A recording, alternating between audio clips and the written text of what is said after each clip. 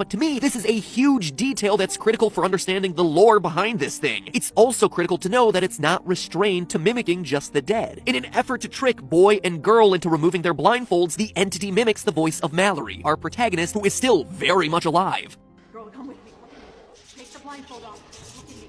So what's happening here? Well, before I tell you the other half of this theory, do me a favor and remove those blindfolds for just long enough to hit that subscribe button. We have a lot of other cool horror movie theories headed down the pipeline, so if you've enjoyed this one, which it seems like you have, making it this far, then subscribe to get notified of when we cover ways to defeat horror villains, like we did with Michael Myers not too long ago, or predict what's gonna happen in upcoming horror movies like Us, which is a theory that should be coming out in a couple weeks now. If you're interested, do me the favor, hit subscribe. It helps out the channel a lot. Thank you so much. And now, with that out of the way, let's finish this mystery up. While a Cthulhu-like monster seems to be the physical being that people are seeing here, where are these additional powers and motivations coming from? Well, there's strong evidence to suggest that these elements are inspired by the rapture, the event in some Christian belief where the faithful, both living and dead, are taken up to meet Christ. To use the original Bible verses, 1 Thessalonians chapter 4, verse 16 and 17, quote, "For the Lord himself shall descend from heaven with a shout, with the voice of the archangel, and with the trump of God, and the dead in Christ shall rise first. Then we which are alive and remain shall be caught up together with them in the clouds, to meet the Lord in the air." Consider this. What if Lydia, calling out to her mom, is actually seeing her dead mother in the afterlife? And if Tom really is calling out to Mallory at the end of the movie, encouraging her to open her eyes and join him in the afterlife? All of these souls seem to be caught up together, just like in the rapture, where they would be encouraging others who are worthy to join. If that was truly the case, and you have all these worthy dead people mixed up together like a big old yarn ball, it would be a beautiful sight, just like those left behind say that it is, despite their drawings suggesting otherwise. Speaking of those left behind, why are only criminals left behind on Earth? Well, because they didn't honor God's commandments and don't merit going up to heaven. They're not rapture material, you could say. And not only does it explain that, but this theory also gives clarity to a detail that's easy to overlook. Why these delusional prophets insist on opening the eyes of their victims instead of,